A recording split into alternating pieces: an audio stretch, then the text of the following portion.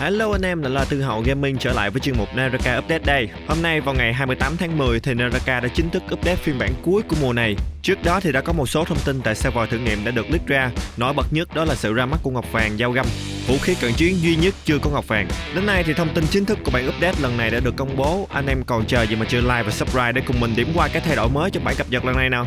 Giờ thì intro nhá.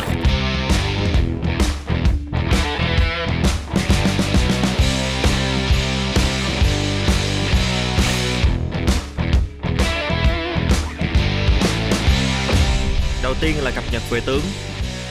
Vadakui là vị tướng duy nhất được thay đổi trong phiên bản mới lần này. Ở cập nhật lần trước, nếu Vada đã được chỉnh sửa và tối ưu kỹ năng V1 và V2, thì ở phiên bản mới lần này V3 cũng sẽ được chỉnh sửa để vị tướng này trở nên ngày một toàn diện hơn. Đây có thể nói là một sự tăng sức mạnh nhẹ cho Vada, bằng chứng là chúng ta có thể thấy cô nàng này xuất hiện ngày càng nhiều hơn trong rank. Cụ thể trong bản cập nhật lần này thì khi sử dụng V3, cô nàng sẽ có thêm đòn đánh ngang thay vì chỉ có đòn đánh dọc như trước. Điều này sẽ làm tăng sự chính xác của giáo nước khi Vada dùng đòn đánh ngang. Ngoài ra đòn đánh ngang sẽ không làm đối thủ rớt khỏi xoáy nước nếu như đối thủ đang trên xoáy nước. Đòn đánh dọc bây giờ sẽ có chức năng dồn sát thương do sẽ phóng tới với tốc độ chậm hơn nhưng sát thương lại cao hơn và không khiến kẻ địch bị cuốn vào vòng xoáy. Mẹo cho anh em chơi Vada với kỹ năng V3 sắp tới đó là hãy dùng đòn ngang để bắt lấy đối thủ, sau đó dùng thêm 2 đòn sáo ngang nữa để gây một ít sát thương và cuối cùng là dùng đòn dọc để gây lượng lớn sát thương hơn.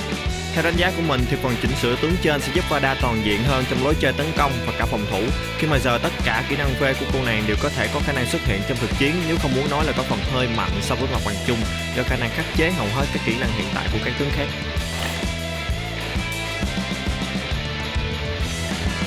Nào, giờ chúng ta cùng chuyển sang phần điều chỉnh về vũ khí nha. Truyền kiếm được đánh giá là vũ khí tương đối mạnh với đòn trắng có thời gian stun lâu và sự cơ động từ đòn xanh. Trong phiên bản này, truyền kiếm sẽ bị giảm một tí sức mạnh bằng cách giảm nhẹ thời gian choáng như là của đòn đánh ngang, chứ không phải cái choáng hơn 0,5 giây ở chuột phải nha.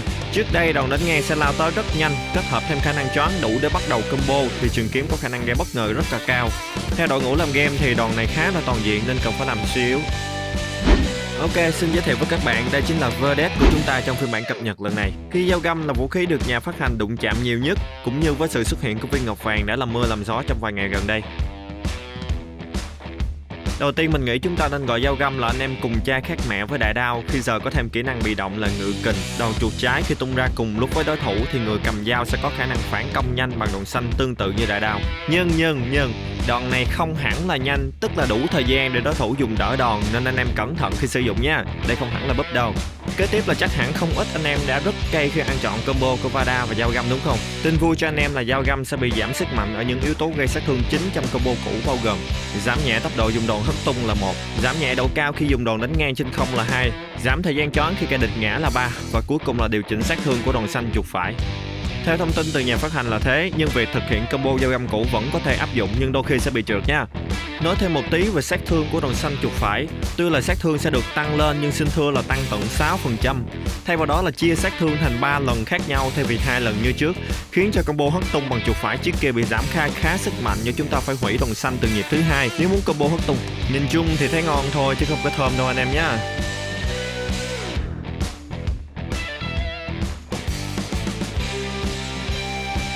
Đây rồi, đây là vũ khí mà mình mong chờ nó bị giảm sát thương từng ngày, chính là đại đao. Khi sát thương từ đại đao thật sự rất là nhiều. Đối đầu với đại đao nếu không khéo anh em có thể sẽ đi ngay trong 2 đòn. Ngoài các chi tiết chỉnh sửa nhỏ như tối ưu đòn đánh hay là điều chỉnh về các lỗi nhỏ như một số kỹ năng có thể gây choáng đại đao hoặc là khả năng hủy nhanh hành động của đòn xanh chuột phải, thì giờ đây các đòn xanh dọc của đại đao sẽ bị giảm sát thương, trung bình là khoảng 100% sát thương. Có thể nói là giảm khá mạnh. Điều này sẽ tránh gây độc tử cho các anh em đối đầu với đại đao. Ngược lại với đòn dọc thì đòn xanh ngang sẽ được tăng nhẹ sát thương. Tuy nhiên đòn này khá chậm, dễ bị đỡ đòn nên việc tăng sức mạnh này là hợp lý. Chung quy lại là đại đao sẽ yếu đi trong thời gian tới, nhưng sẽ hủy diệt cả tem bản đúng nghĩa nếu sở hữu combo đại đao và ngọc vàng.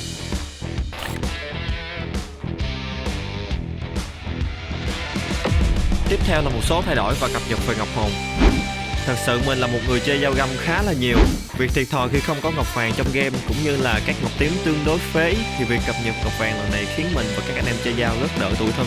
Nhưng mà để xem nó giống skill của Master Yi thế nhỉ. Ngọc này sẽ giúp anh em sau khi lướt đòn vàng, nếu dùng chuột phải thì nhân vật sẽ biến mất và tung combo được truyền lại từ Master Yi. Lưu ý rằng 3 đòn đầu sẽ là đòn xanh và có nhịp độ chậm hơn để anh em có cơ hội đỡ đòn, và các đòn sau sẽ là đòn vàng, anh em không thể đỡ đòn. Nhìn chung thì ngọc này tương đối giống với ngọc vàng của Katana, khi sát thương gây ra theo nhiều đòn đánh nhỏ và có cơ chế đỡ đòn cũng gần giống. Sát thương từ viên ngọc này thật sự không quá kinh khủng như bề ngoài của nó, nhưng thứ khó chịu mà viên ngọc này mang lại đó là khả năng gây hiệu ứng chón diện rộng và nối combo. Mọi thứ đều ổn trừ cái tên tiếng Việt của ngọc nghe nản thế ta được. Đây là một trong những viên ngọc bị hốt hủi bậc nhất trong game, nên không quá khó hiểu khi mà giờ đây ngọc được thay đổi cơ chế bằng việc cộng tiền nhận được phụ thuộc vào sát thương của anh em.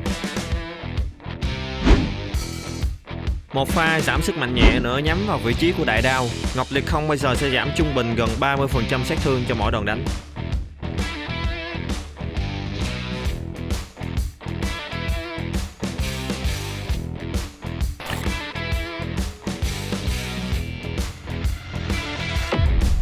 Sau đây là một số điều chỉnh khác.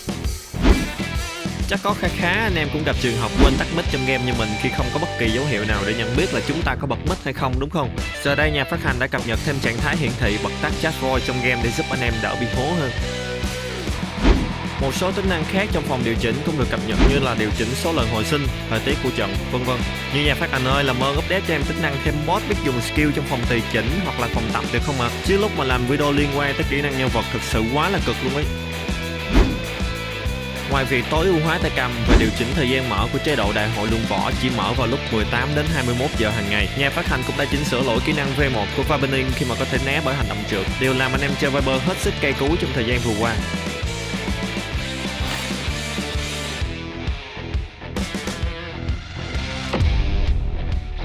Sao là chuyên mục hút máu? Cập nhật lần này sẽ thêm trang phục mới của Takashi. Ngoài ra còn có thêm tai và đuôi cáo của Viper cho anh em nào cảm thấy gato với Kurumi. Và cuối cùng là skin vũ khí nỏ Zakat. Bên trên là tổng quan về bản cập nhật ngày 28 tháng 10 của Naraka. Nhìn chung thì cũng không làm thay đổi meta hiện tại và các cập nhật chỉnh sửa cũng tương đối là hợp lý. Do thông tin cập nhật chính thức thường được công bố trước ngày cập nhật chỉ một ngày nên mình không thể mang đến nhiều sự so sánh giữa bản cũ và bản mới cho anh em. Nên mong rằng anh em thông cảm cho mình trong video lần này nhé. Ok, giờ thì xin hẹn gặp lại anh em vào ngày thứ Năm và Chủ nhật hàng tuần với video mới tại kênh Tư Hậu Gaming nhé. Anh em nào chưa subscribe thì đừng quên ủng hộ mình một like và subscribe để mình có thêm tinh thần làm nội dung nhé. Bye bye anh em.